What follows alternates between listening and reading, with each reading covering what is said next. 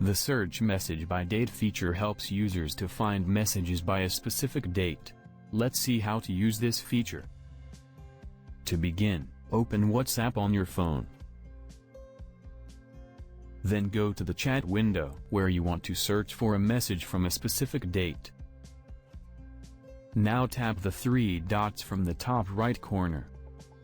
From the drop-down menu, select Search. Tap on the calendar icon available in the top right corner of the search bar.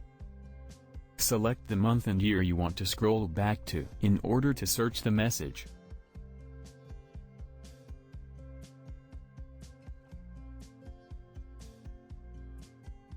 When you tap OK, WhatsApp will return you to the specific messages from the chosen date.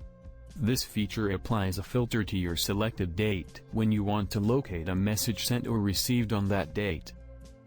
So in this way, you can use Search Message by Date feature on WhatsApp.